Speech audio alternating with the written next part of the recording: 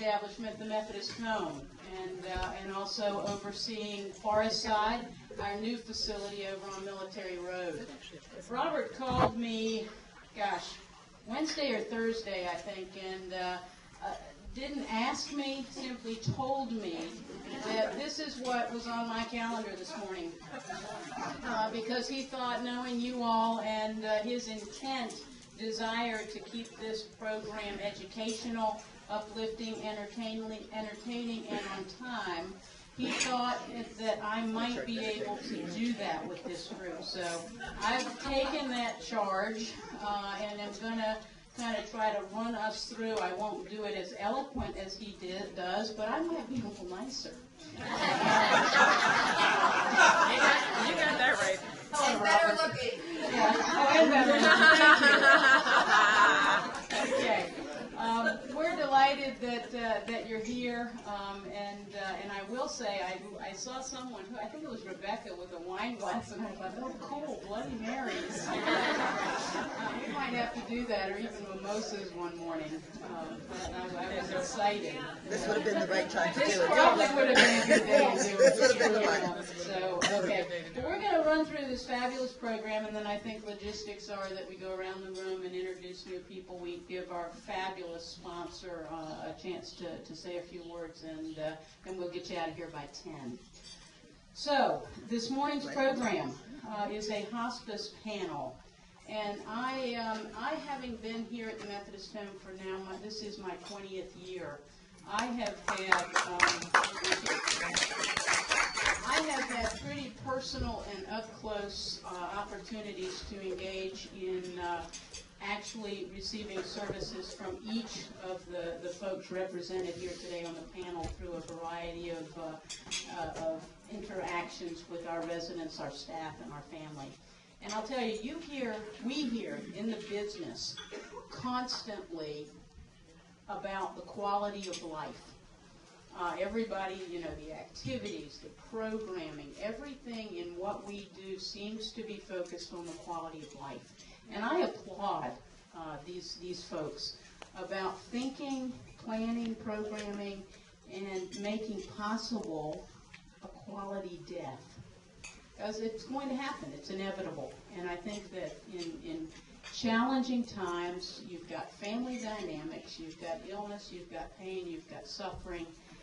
It's comforting to me as a provider, as a family member, and as an individual to know that there's people like this that know what they're doing, how to do it, and do it with style.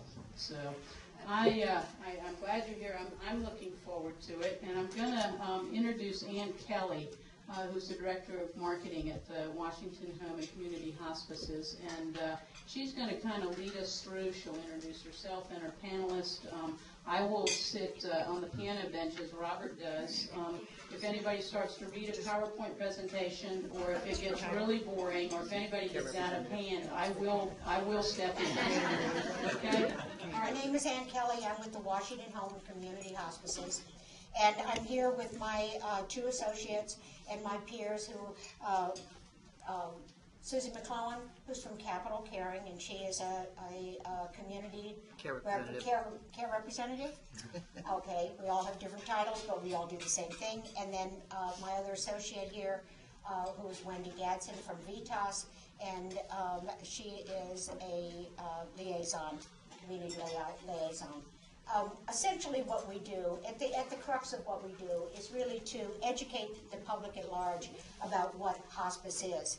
And I'm going to share my own story and let you know why I think it is so important. It's not the most uplifting, when Sandy said, oh, it's going to be entertaining. I hope we're more informative than entertaining. If we're entertaining, that's well and good. But I want to share with you my own story and let you know why I think, from a personal perspective, why hospice is so important. I spent 30 years of my career in marketing senior care, skilled nursing, CCRCs, assisted living. I've done it all over the United States, although I am from the Washington, D.C. area here. And, I thought I was as Cy Sims used to say, an educated consumer. But here's what happened to me. I accepted a job 2.5 years ago, wonderful, wonderful position. It was Vice President of Sales and Marketing in San Diego area. And my husband and I, we traveled across country, had a wonderful slow trip. We got there, we had a fabulous place to live, a mile from the ocean. The job was going great. I was on the job 1 month. My husband was not feeling well, and the upshot is that he was diagnosed with lung cancer that had metastasized all over his body. I was on the job 1 month. I was concerned. I was in my probation period. I was in a new area. I didn't know anyone except, the people that I was working for. You really don't know people on a personal level, especially initially. And the day he was diagnosed, he went to the hospital and he never came home again, and he died 1 month to the day later. That 30 days was the most miserable time in my life.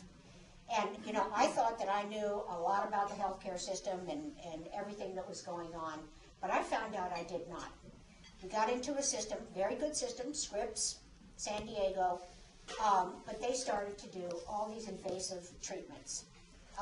They said, well, we need to know where the lung cancer started from, so we have to do a biopsy. So they did the biopsy and his lung collapsed. Then he was on machine for a week. Then they said, oh no, we're going to do chemo. And so they did 1 session of just horrible chemo, made him so much worse. Then he went on hospice. But unfortunately, he passed away only 3 days after he was on hospice. And so I don't want what happened to me to happen to anyone else. Because had I known enough about hospice early on, I would have avoided a lot of suffering on his part. And it's because I wasn't the educated consumer that I thought I was. So I stayed there a year, and then when I came back, wanted to come back to Washington, one of my old associates from Sunrise said, listen, you need to come and work with me at the Washington Home and Community Hospice. So I did. And it's really the most gratifying thing I've done in my career. And we want to share with you just exactly what hospice is. So if you are ever in the unfortunate position that I was in, that you'll be informed and that you will know, you'll know your options. We really feel that knowledge is power, and you need to know you need to know what hospice can bring to the table and not have the experience I did. So we're going to go in kind of a panel discussion, and I'm going to be asking the questions, and they're going to give all the educated answers and responses. If you would hold your questions till the end, because we do have a lot of information to cover, and I think that some of the questions that you have may be covered in our presentation here. If not, then certainly we will open it up to questions. So we're going to get started, and we hope it is very informative for you, and that when you come away understanding a little bit more about hospice and what it can do for you and your family. What exactly is hospice care? Wendy, do you want to answer that? Sure. I can take your very personal story and just kind of expound on it. I mean, that's a beautiful example of what hospice can be. Unfortunately, that's right up there with the national average. I believe the national average for when someone gets on hospice and then transitions is about 13 days. And for all of us in the hospice industry, it's very disappointing because we know that this service has extended lives. We know that we have some patients, I'm sure each of us have had patients who graduated off of hospice because of the intensive pain management, the intensive care that a patient is getting. They start to become better. Are they still terminally ill? Yes, but they are still working through that illness. So if we say what hospice is technically a 6-month or less diagnosis of a terminal disease. If the disease runs its natural course, then hospice comes in to basically take care of the patient, manage the pain, and assist the patient and their family. I'll leave it there. I'm going to toss it to Susie so she can continue to piggyback. Thank you all for coming here this morning, and I really appreciate the interest in this topic, because some people might look at this and go, oh my gosh, there's community, there's capital, and there's Vitas all sitting together as competitors. I think that Ann was absolutely correct. We are colleagues and peers, because I do believe that the competition truly is the lack of knowledge, the lack of information, and if you will, the ignorance that society in general has against the whole concept process of death and dying. You know, we all have a personal story, but I think one of the saddest things is the fact that when did we become a society that no longer can say the word that somebody died or that their death was caused? Now on TV you have, you know, the so-and-so passed away, or they passed on, or they expired this morning.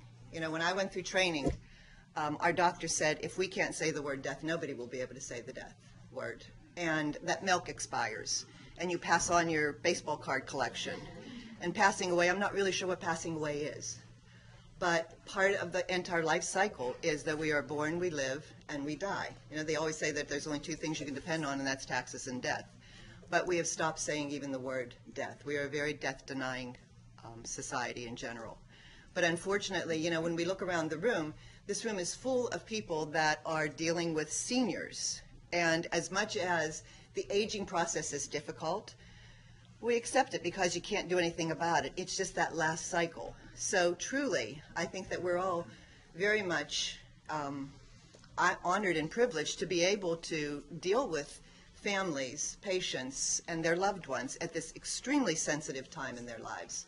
Because you don't know what you don't know until you need to know it. And then you realize you don't know anything.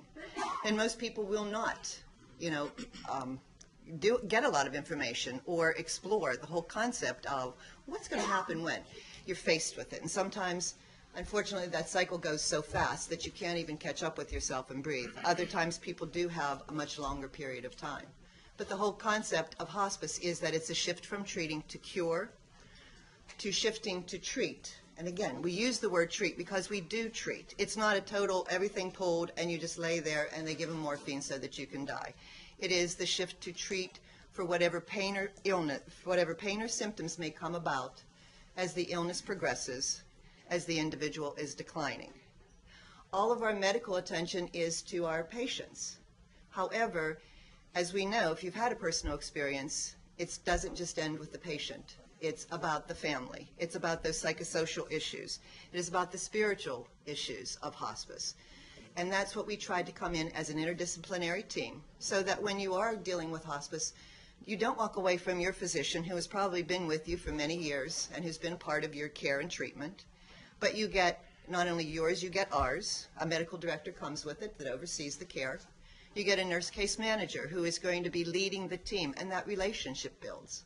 We're all here to build relationships with the families and community that we serve, so that whenever there is a member of their community, a family member, whomever, that they know and feel comfortable about calling upon us, so that they can then entrust us with that shift, that next phase. When we call each other liaisons, or however we're entitled, our titles are that we help move from one level of care, one plan of care in the medical community, to the next level of care, which is hospice.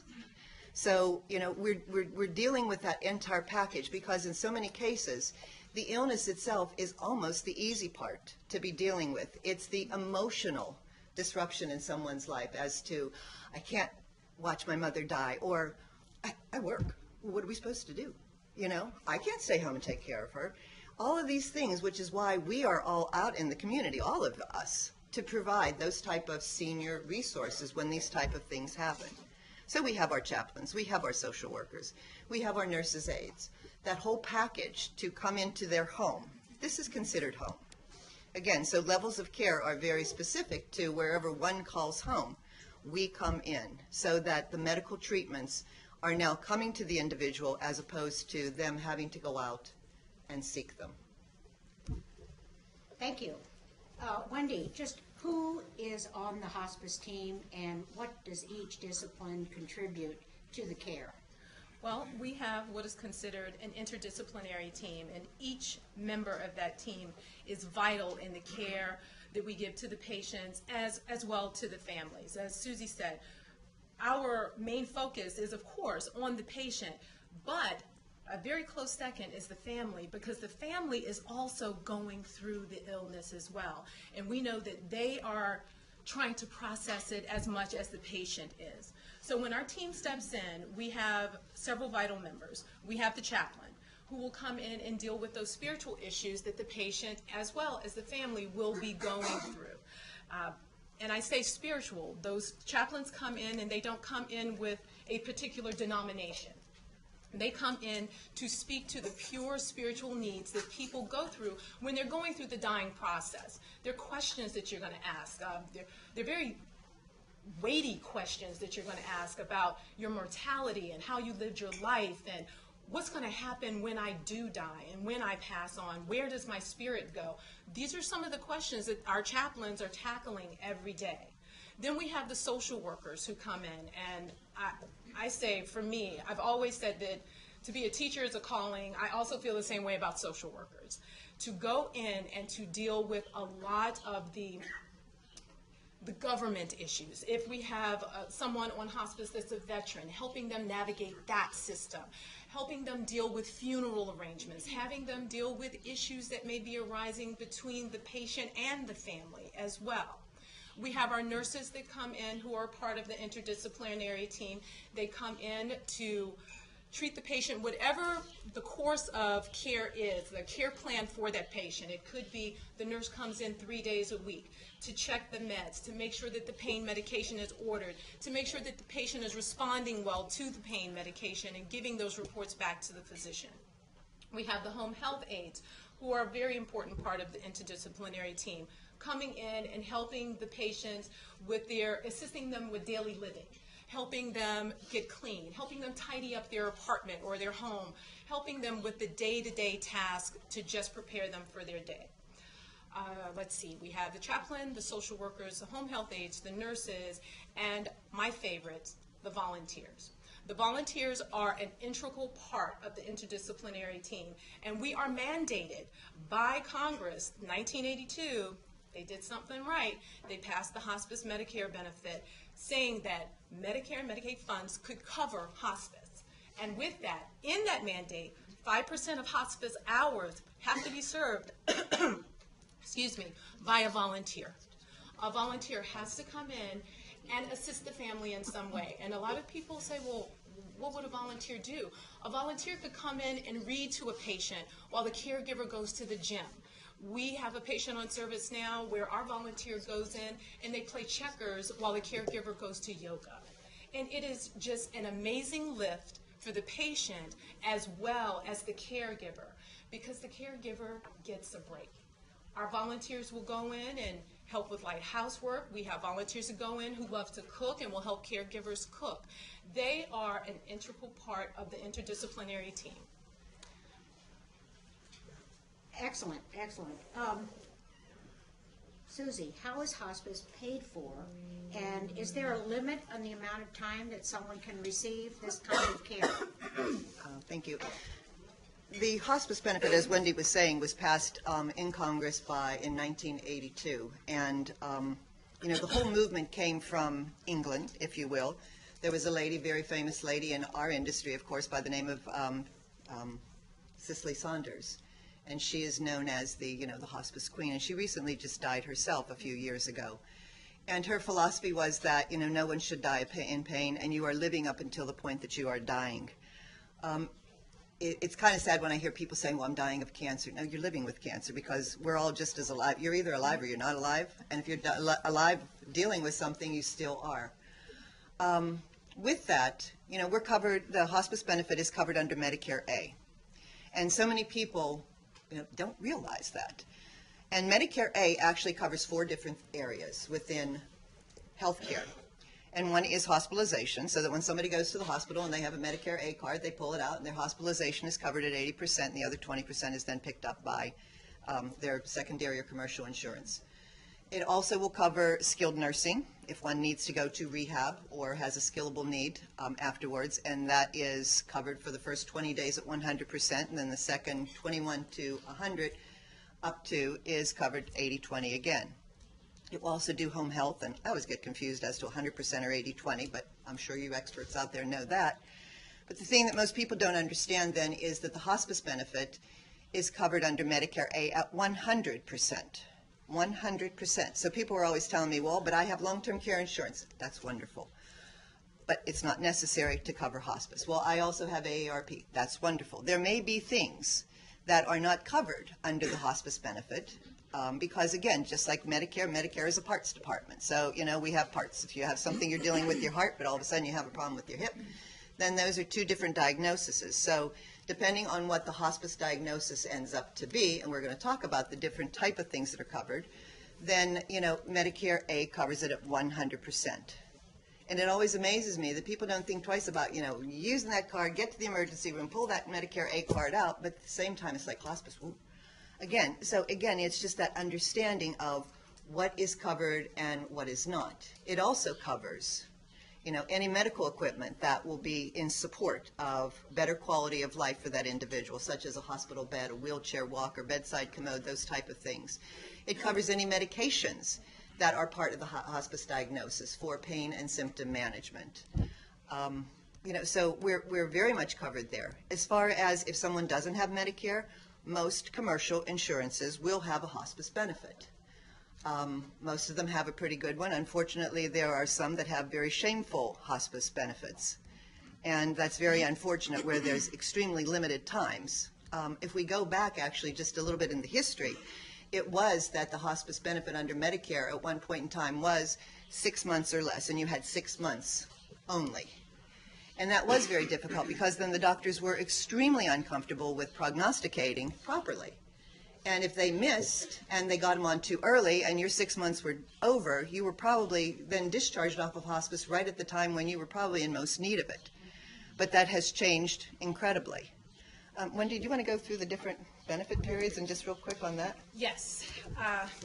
I always have to pull out my cheat sheet for that because it gets very confusing. 90, 60, 60. Yeah, 90, 90, 90, 60, 90, 90, 30. So if it's Medicare, it's 90 days, recertification, 90 days, recertification, 60 days, unlimited. Can you clarify what recertification is? Meaning that the doctor, the medical director, or the patient's primary care physician has to come in and recertify that, yes, the person is still hospice appropriate. Yes, we are still dealing with this illness. These are some of the changes that have come about in the last 90 days. I still want them to be on service. And they still have a 6 month or less prognosis. Then with Medicaid as well, just a little different. It's 90 days, then recertification, 90 days, then recertification, then it's 30 days unlimited. So every 30 days, they have to come in and be recertified. It's a little bit tricky, but you don't have to worry about all those stats. That's why we have people like us on the panel and other nurse liaisons or community liaisons who can explain that to families. What I'd be interested in, maybe the audience would be interested in, what are the common illnesses and what are the indicators that a patient and their family could benefit from hospice? We're both looking at each other like it could be a virtual cornucopia of end-stage diseases. It could be COPD. It could be end-stage cancers. It could be end-stage renal failure. It could be end-stage heart. It could purely be a failure to thrive. I think that's something that most people don't understand is that they used to think of it as, well, you have to have cancer in order to have hospice because it's just so clear. Then there was also the AIDS movement, again, that, end-stage HIV, and that was very specific. But again, people die from many different comorbidities, and in some cases, people just, somebody called it the dwindles. And that's just when little old people just start wearing out. I mean, it's incredible. I know we actually admitted someone just recently that was 108 years old. And this person's in an assisted living, and they moved in there from an independent, as living independently up until the time they were 104. And the story went that when this person was touring this this assisted living, they looked around and said, "My God, the people here look old." And this person was already over 20 years over the average age of assisted living. We have many people in their 100s. And I think that there shouldn't even be a question of a diagnosis. I think 100 should be a diagnosis. It's like if you, by golly, then you should have the opportunity without question. But, adult failure to thrive or dementia. is also another hospice diagnosis. And I cannot tell you how many times, and oh gosh, I know of 2 specific times where I, for whatever reason, was the person that indicated to the family, well, you know that dementia is a terminal illness that you're, and I saw the eyes and it's like, oh geez, nobody ever told you that. And here this person is already qualified for hospice, because even with dementia, when someone gets to that stage where their activities of daily living are compromised, where they need help with dressing, bathing, personal care, eating, any type of movement, ambulating, that's usually when they get to the point of hospice for dementia. But most people, in some cases, I'm just amazed that some people think, well, my mom is just confused, but she's not dying. Okay, well, you need to talk with your doctor, because again, in all of us, I think that, our safety net in when, the big red buzzer goes off when we're talking to a family as to what have the doctors told you, and you get, well, I really don't know, the doctors haven't been in, haven't talked to us. I'll tell you what, I will tell you some generalities, but it's best that you talk to your doctor, because I think, again, when we get back to the competition, physicians are not always the most readily supportive or knowledgeable about, again, this service or plan of care. And I see a lot of people nodding their heads or they're just afraid to approach because they don't know what the response is going to be. And it can be very, they don't want to break the bad news. Great. Where does most hospice care take place? Where is it provided? There's a lot of confusion about that. You want to take that? Sure. Hospice care is provided wherever the patient lives, wherever their home is. If their home is an assisted living facility, if their home is a nursing home, if it's an apartment, if it's a condo. And very true story, we had a patient in Florida who was homeless and lived under the crux of a bridge and would not move. Said, I've lived here for 5 years, I'm not moving. We rendered services there. So wherever their home is, we will meet them at their home. I think we all have a bridge, under the bridge story. Yeah, As it is. The aim of hospice is really to provide the care where people reside and not to move them. A lot of the conventional knowledge is that hospice is a place, and it's not a place, it's a service, and it's a 360 service. If I can just comment on that also, and we don't turn anyone away because of their lack of insurance or the ability to be able to pay. Of course, we're always looking for that payer source, and especially as a not-for-profit organization, if there's not Medicare, if there's not Medicaid, if there's not a private insurance or an insurance, as I said, some of the less shameful ones, then that is not a reason where we're going to say, okay, then you can't do this, because we have our patient care funds, we have our charities, we have our fundraisers, and that's why that we do some of the things that we do, so that those without the ability to pay or who have lost their ability to pay will not be turned away, because everyone should deserve the right to a peaceful, dignified, respectful, and non-suffering death. Thank you. Let's talk a little bit about support for the family members. We touched upon it earlier, but it's not just about the patient, it's also about the family members and what support is available to them when the dying process is carried on and afterwards as well.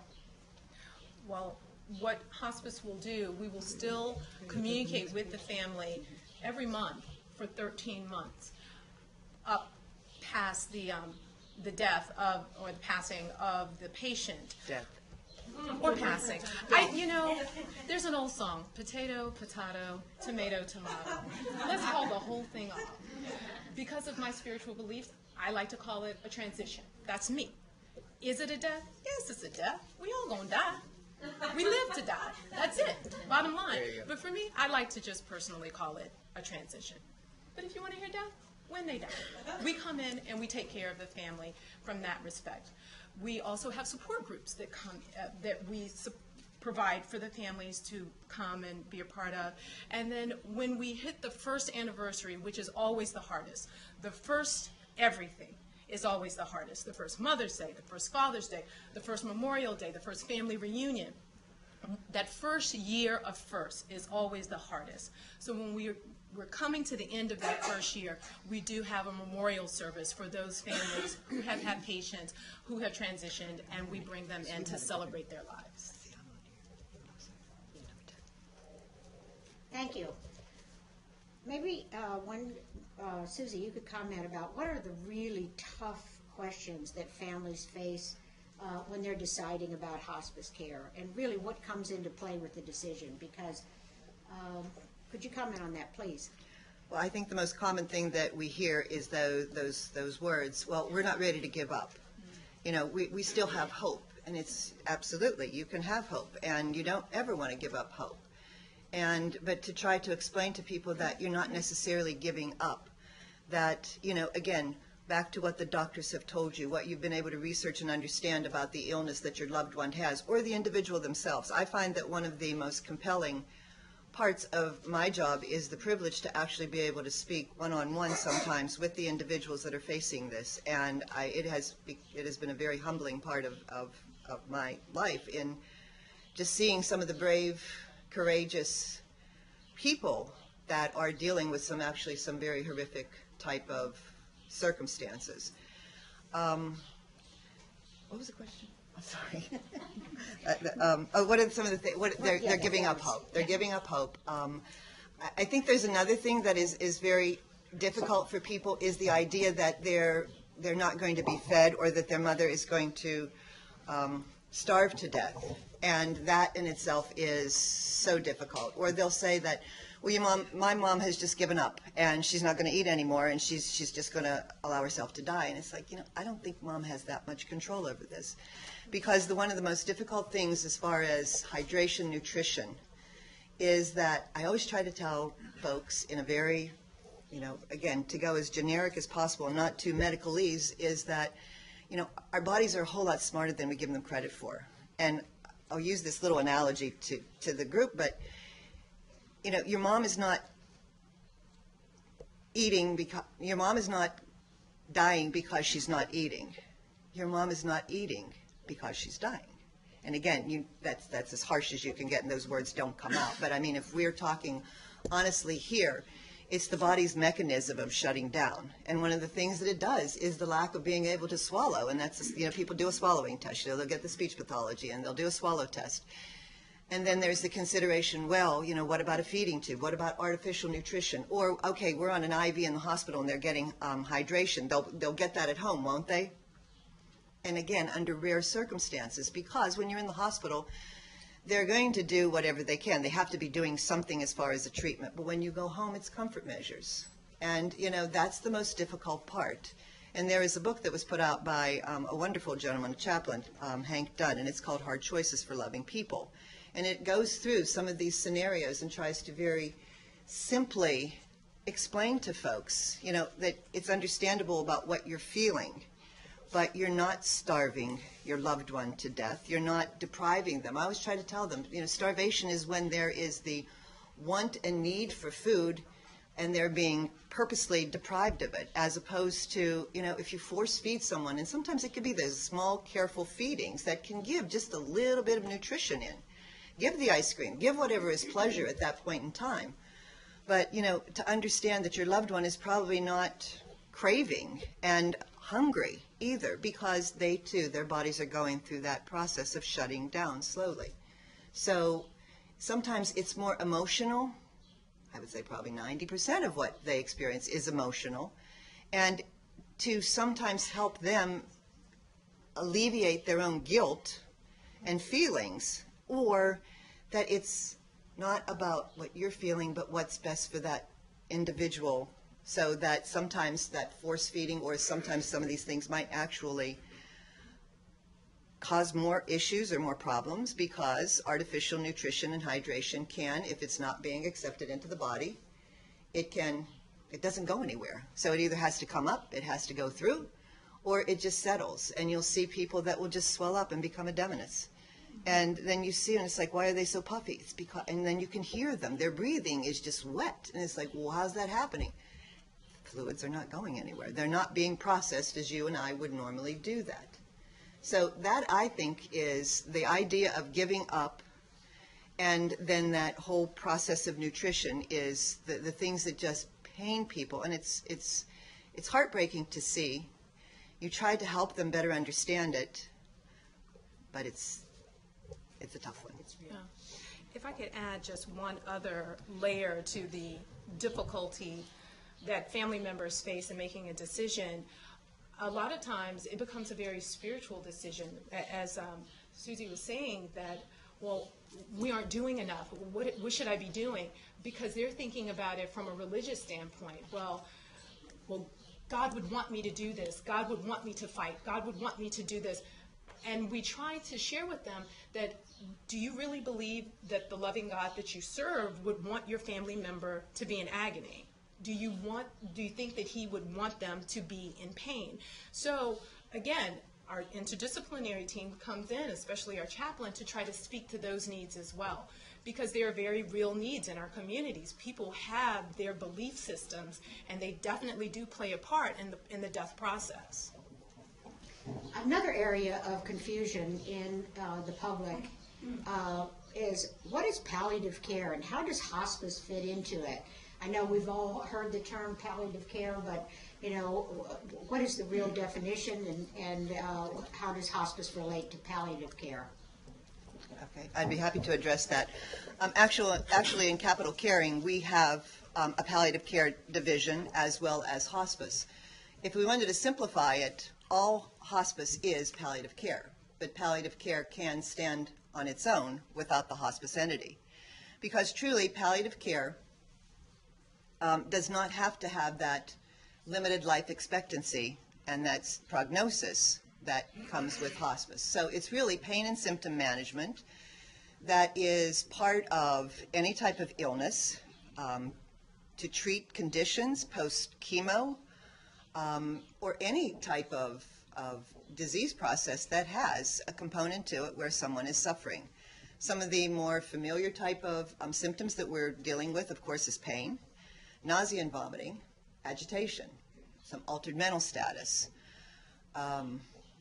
Agitation in itself is truly one where I think people so misdiagnose because, someone is just, they're so angry. Well, maybe there's something going on there that they just can't control.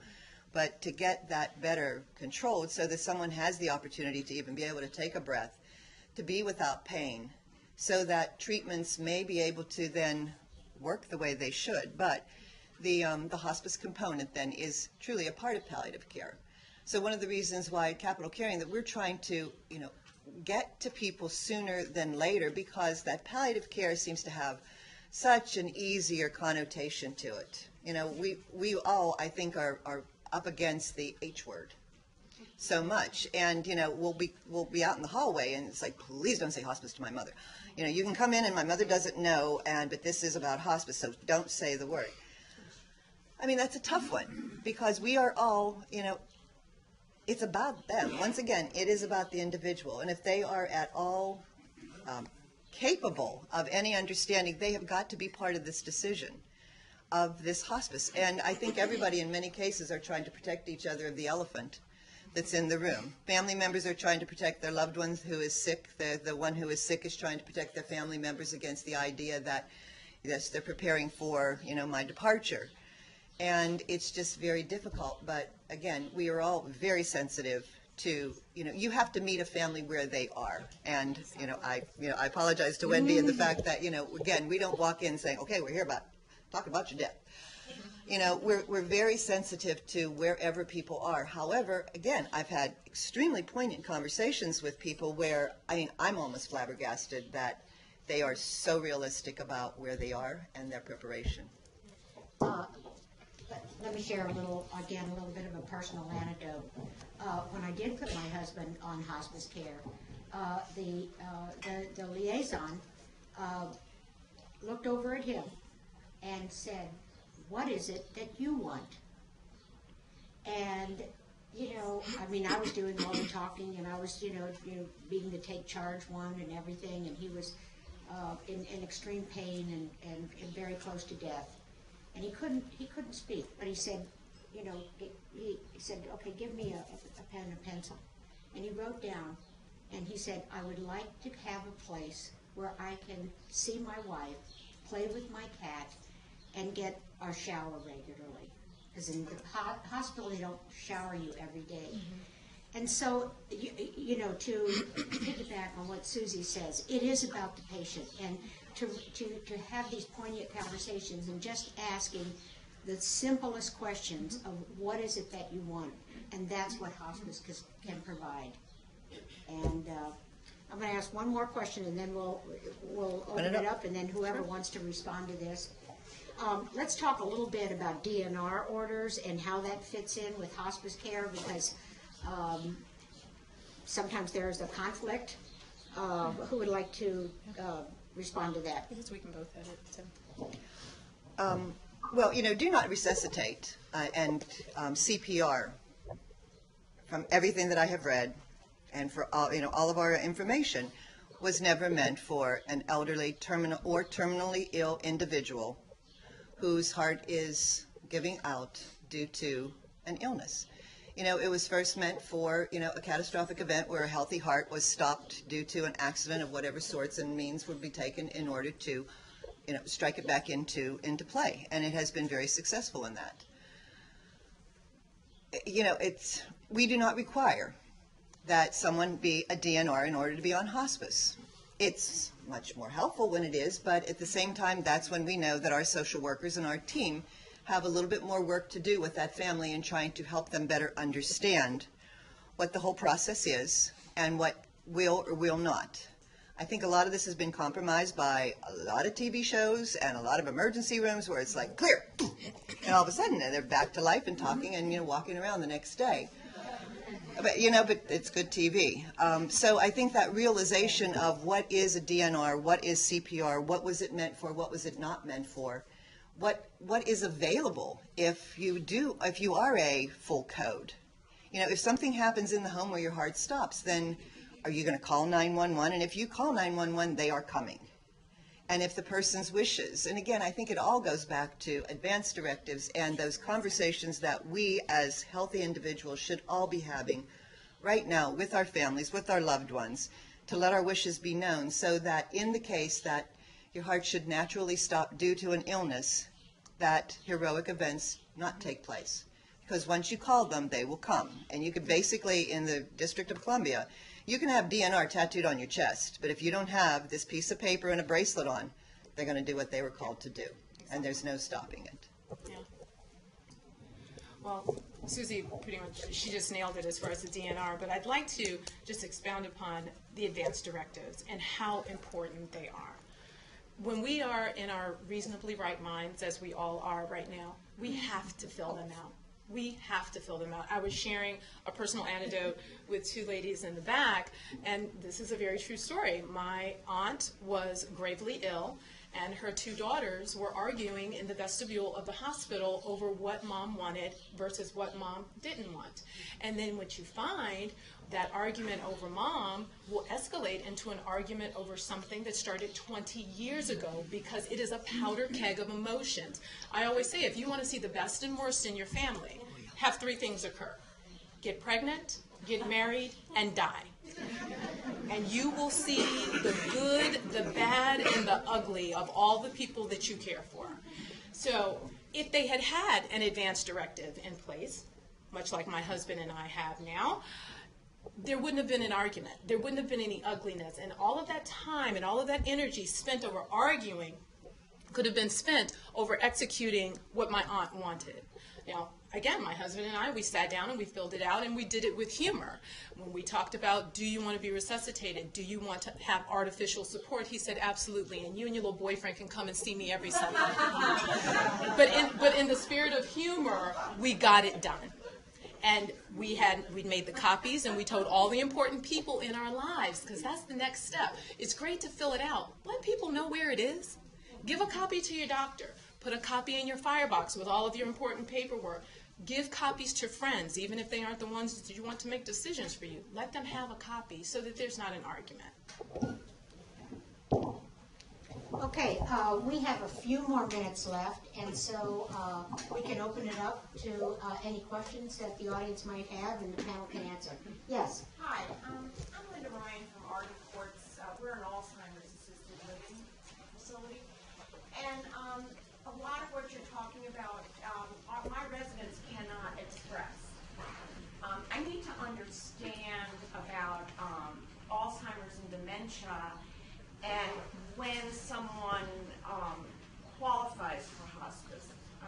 All right, the Because question they is, can't, activities of daily living, they can't do them when they walk in the door. right, the question from the audience is, how does family members or caregivers or a senior community know that someone who is suffering from Alzheimer's and may not be able to communicate their wishes, how Well, how do they qualify? how do they qualify? Yeah. What are the indicators for them that they would qualify for hospice care? And that's an excellent question, and you're right, because when somebody comes in, they might be already at the stage where the ADLs are gone. That's one of the issues. However, usually in that adult failure to thrive or even dementia, in so many cases it's a combination of the two. There's usually 3 key indicators, and one is unintentional weight loss. That, again, because of nutritional balance and everything, that someone might be still eating, quite actively eating, but they're just not holding their weight. So, and I think it's, a 10% weight loss over 6 months, I think is one of the indicators. Another one is infections, that they're just prone to infections, UTI, sepsis, things of that nature, back and forth out to the hospital, the frequent flyers that we all know about. And, that people are just not able to, they're just breaking down. Here's one of the things in defense of, community-based care. And I always ask people when they start getting into, we get called in a lot of times into the corners of the room where someone might be a resident of an assisted living, a nursing home, or whatever, and they'll, I don't think they're taking good care of my mom here. Do you think they're taking good care of my mom here? Because my mom is having some problems. Look at her skin. The skin is breaking. She has all kinds of sores. And I ask people if they understand what is the largest organ in your body. Skin. And, when somebody has that healthy glow, when something good is happening in their life and it looks wonderful, versus when something is going on and you're just wearing it on your face, your skin is an indicator of that, and your skin is not healthy when you're starting to decline. And so, in some cases, there's just going to be the integrity of the skin being able to heal, a wound not being able to heal, things happening, people not moving.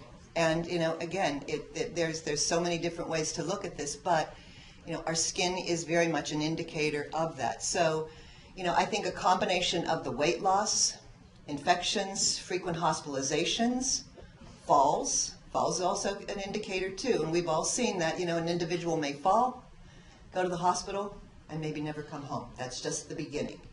Those infections or aspiration, that's another thing that, again, that type of infection where the antibiotics are just not going to work. And then, where some of the difficult decisions come into play again is, do we treat the infection or do we treat the symptom?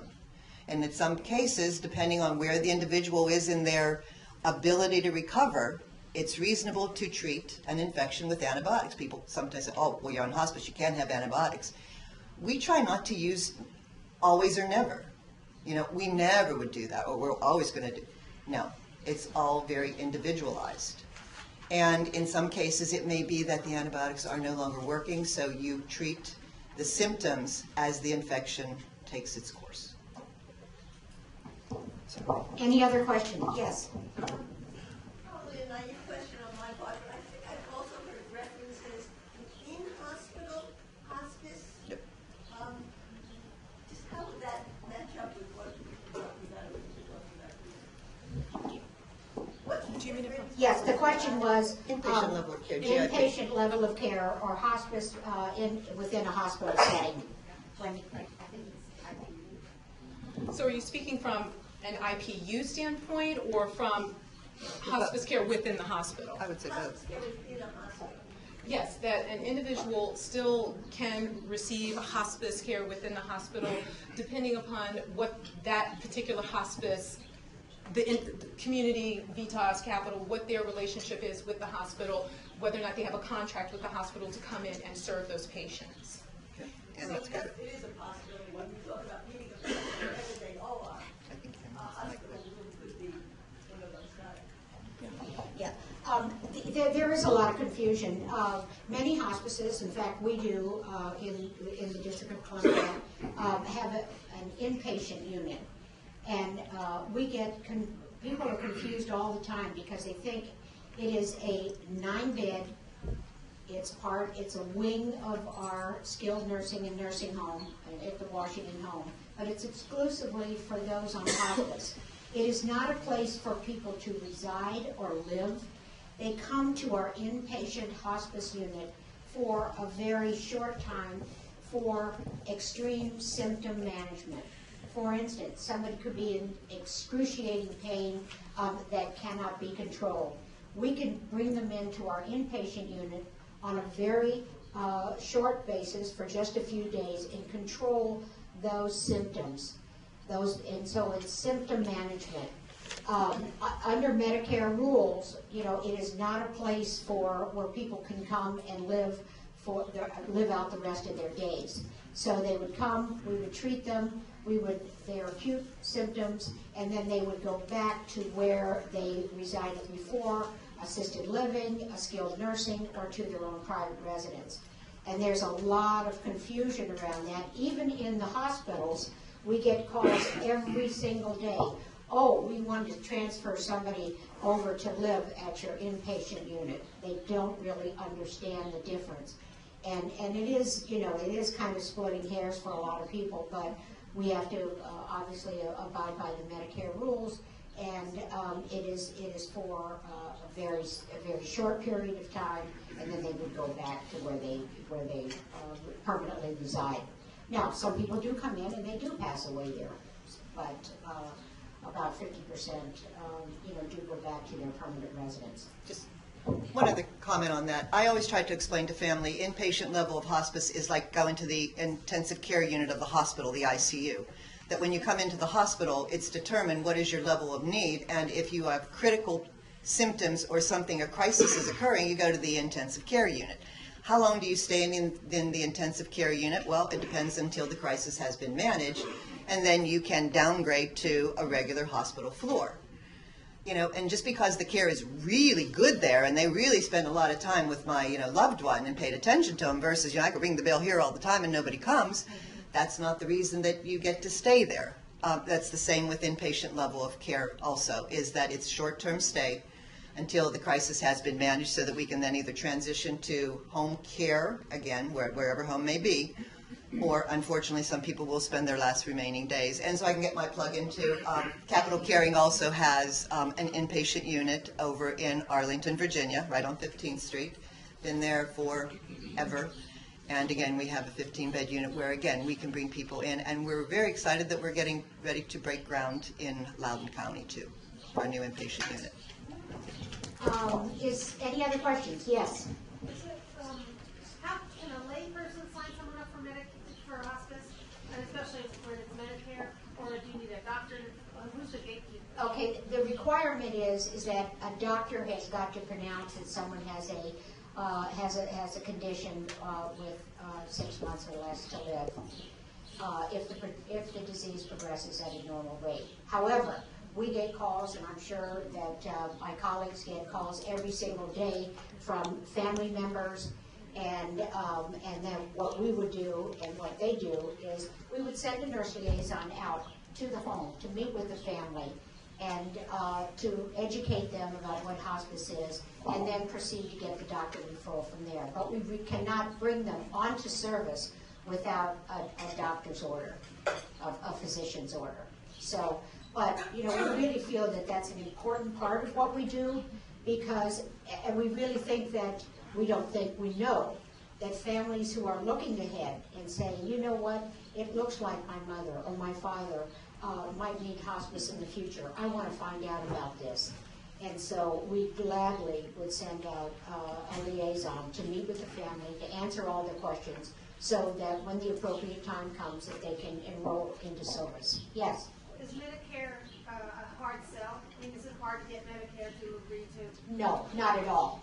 As long as they meet the qualifications, it is not a hard sell at all. Medicare, Medicaid, and most private insurers cover it, and as long as the criteria is met, it's just a matter of fact. Thank you. I have 2 questions. Since we're the host, I get 2 questions. Okay. The host is... Okay. When we talk to families, that either come to the Methodist Home or Far Side, and they're in assisted living or in skilled care. And we always talk about that hospice is available to them here and on Military Road. When you talk about your team, there's a medical director, there's a social worker, there's a nurse, there's CNAs. They turn to us and they say, you have CNAs, you have nurses, you have social workers, you have a medical director. What's different that hospice is going to do that you're not going to do? So how, when you have that dialogue with the families, how do you discuss that? The question is, I don't know if you heard it on tape or not, but the question is that when a resident of a skilled nursing or an assisted living is inquiring about hospice, the family frequently asks, well, the skilled nursing has all the CNAs and they have all this. What does hospice bring to the table over and above what I'm already paying for? And really, that's the real question. I always like to tell families that it's like having two sets of eyes on your family member. It doesn't mean that the facility is going to be doing anything less. They're still going to be caring for your patient and caring for your loved one and doing everything that they've been doing before hospice comes in. But hospice is going to come in and be laser focused on that disease state and everything that surrounds caring for you, managing your pain, keeping you comfortable, keeping the symptoms at bay, and making sure that the pain meds are being distributed the way that they should be, along with the staff of the facility. So again, I always like to break it down in a simple term and say it's like having two sets of eyes, two sets of separate staffers watching and caring for your family member. I have just one extra point on that also, especially in assisted living. The licensing requirements of assisted living are such that, and correct me if I'm wrong, I'm sure you will, please, but if there is something outside of the scope of what you're able to cover medically within an assisted living, you have to send the person out by putting that layer of hospice care on top of it. And it's just an additional layer of collaboration, partnering. I mean, we're using all of those terms, which are very true. We don't come in and it's like, excuse me, step aside, hospice is now in the house. We will take over this patient that you've only not known for the past 10 years and, everything about them. But we come in as another layer of supportive services. And I think the one benefit more than, well, there's actually two, I find, that really touch home to the family is that we will work in conjunction with the care staff that has always known that individual, but the need for hospitalization should be diminished because they should call us as far as 911. We become the 911 outside of course, any type of a fall or something that is outside of the treatment. But, if there's an infection or something that normally would require the person being sent out, you can call hospice in and we will have medications and be able to help. I think the second thing that is also important is then at the time of the death, especially in assisted living, that hospice comes in and we will pronounce without having to have the coroner, without the police having to come in also. And then we will call the medical examiner, open the case, and normally if somebody's on hospice, it's an expected death. And it's very simple and it's very dignified and respectful for the family. Am I right on that, Sandy? I think we're running out of time, right? I think Jennifer had one more question. Okay. Oh, yeah, she has that's right. I forget. She's the host. She gets two. This is a very specific question. In a SNF, what has been your experience, and can you touch on the criteria for dual certification under Medicare A when the person is under Medicare A rehab and is has been on hospice or wants to become on hospice? We have people coming from the hospital that may have a hospice provider. They might come into rehab. They're getting discharged from hospice. They're going to rehab, back and forth. Give us a little feedback on how the dual certification process can work or doesn't work at all. The question is about dual certification under the hospice and rehab and other benefits under Medicare. It is it is very tricky. I think this is a trick question, but because this is one of the toughest ones. But again, I think it goes back to Medicare and how Medicare looks at the body as a parts department, if you will. So that if somebody is on hospice, let's just say if somebody's on hospice for a heart condition, and they fall and they break their hip, are you going to deny them? And it's very treatable, and the doctors are saying that that's something that they should be able to get. treatment for. So they go to the hospital and then they're recommended for rehab. Well, they're going to be skilled rehab for that hip rehabilitation, physical therapy, recovery, but their heart didn't get any better. Now, it's usually, and it's kind of interesting because we've had, I mean, this very seldom happens only because people are so leery of, well, this is fraud. And I mean, I love when people throw that word around. Because we're all so careful. We are all so incredibly inspected and surveyed, just like all of you. And it is a very tough situation, and it's about documentation. So that documentation has to be pristine when it comes to what is the hospice Medicare covering and what treatments and services are they providing versus why is somebody in a skilled nursing facility, which is also going to be covered. But again, it gets down to parts. So for the most part, though, it usually happens that one just goes away because of that. But it can be, and it's very tricky, but it can happen because of the diagnosis. I think, we've got, all right. How much time do we have? She's our timekeeper. We're already 5 minutes into the Oh, hole. okay. All right. Listen, she's doing her job, and we're going to report. Okay, one question, one last one. You mentioned that home health was part of the team. Is that also No, home health aides. They're CNAs, health aides. Home health is not covered. That's Is another not one of those covered under Medicare aid. benefits. So good question, because there is a lot of confusion on that. All right, Sandy, thank you very much. I hope you all learned. I would like to just thank all of you. A fabulous job. It was informative, educational. There was some humor. Thank you. And I think that possibly these ladies will stay around until after the meeting. So if you have a particular question, I think they'll be able to address it. So thank you very much. I just want to introduce my two colleagues that are here in the room too. They are nurse liaisons with Community Hospice, Anna Navarro and Chevelle Maison, and they'll be available too for your questions. Good. Thank you. Okay. Well, in closing, I'd just like to thank you again for coming to this program. The Methodist Home and Foresight here, assisted living, nursing care, and specialized dementia care. We are always pleased and honored to host you. My staff, kudos to the spread, and we'll see you next month.